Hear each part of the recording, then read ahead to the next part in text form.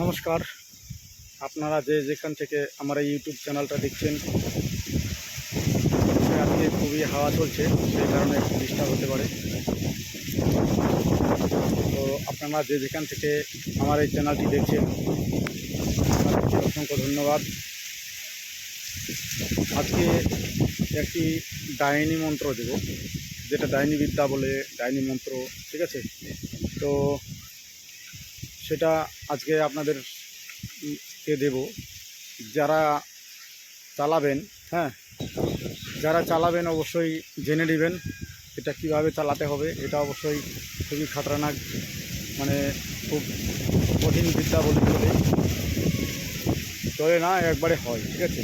তো আপনারা যারা এই মন্ত্রগুলো শিখতে চান অবশ্যই কমেন্টে অথবা ফোন করে জানাবেন, আমি আপনাদেরকে শেখাই দেবো। কেন আমি এখন এগুলো চালাচ্ছি না, এখন বন্ধ করে দিয়েছি। ছোটো ছোটো বাচ্চা কাচ্চা আছে, সেই জন্য বন্ধ করে দিয়েছি, আমি এখন চালাচ্ছি না। আপনাদের যদি প্রয়োজন লাগে কারো, আপনারা শিখে নিতে পারেন, ঠিক আছে? তো আপনারা মন্ত্রটা লিখে নেবেন, খাতায় লিখে, ভালো করে লিখে, পরিষ্কারভাবে লিখে এই বিদ্যাটিকে চালাতে পারবেন। কীভাবে কী হবে আমি একটু করে বলছি। আমি এই মন্ত্রটা বলছি, না টেনে সম্পূর্ণটা দেখুন। ডাইনি বিদ্যাটি বলছি, ডাইনি মহাডাইনি অঙ্গধারে রয়, অমুকের অঙ্গে ডাইনি বড় হয়ে মস্তক ছুটিয়া ঘুরিয়া বেড়ায়, বিড়াল রূপে ধাই কি সিংহ রূপে ধাই, আজ হতে আমি ডাইনি বিদ্যায় পাই মহাপাই। ওং হাং হুং ক্লিং ক্লিং ফট, ওং হাং হুং ক্লিং ক্লিং ফট, কৃষ্ণায় ডাইনিং চতুরং বেদ্য অর্থ সজ্জনং ক্রিয়া ক্রিয়া। এটা হলো তার মন্ত্র, ঠিক আছে? সংস্কৃতিকে কিছু আছে, কিছু বাংলার মধ্যে আছে। এটা একটা শুধু মন্ত্র বললাম, এরকম অনেকখানা, মনে করেন যে 1.5 থেকে 200 খানার মতো মন্ত্র হবে।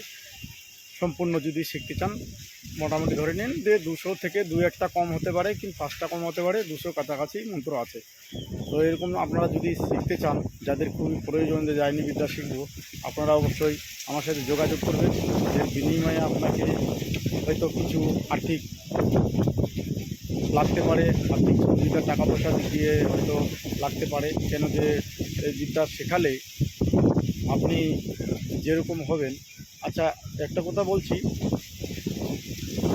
এই বিদ্যাটি যখন আপনি চালাবেন কি হবে, আপনি মানুষের শুধু ভালো করতে পারবেন, ক্ষতি করতে পারবেন, সব ধরনের সব ক্রিয়া করতে পারবেন। কিন্তু আপনি যখন চালাবেন, এটা হলো এক বংশীর মতো মন্ত্র, ঠিক আছে? এক বংশী অর্থাৎ যে কোনো, আপনি মনে করেন আপনি এখন শিখে নিলেন, আপনার বাচ্চা কাচ্চা আছে, ছেলে মেয়ে আছে, তাদের কাউকে না কাউকে শিখিয়ে যেতে হবে, তা না হলে হবে না। এবার না হলে আপনি যদি এটা যখন বেশি বেশি চালাবেন, মানুষের ক্ষতির দিকে যাবেন, যে আপনি শুধু ক্ষতি করে যাচ্ছেন, অন্যজনের টাকা নিয়ে পয়সা নিয়ে ক্ষতি করে যাচ্ছেন, তখন কি হবে যে আপনার ছেলে মেয়ে স্ত্রী কেউ থাকবে না, ঠিক আছে? কেউ থাকবে না, সবাই 1জন 2জন করে মৃত্যুর মুখে ঢলে পড়বে। তো সেই জন্য বলছি এটাকে একবংশী মন্ত্র, ঠিক আছে? একবংশী এই কারণেই বলা হয়।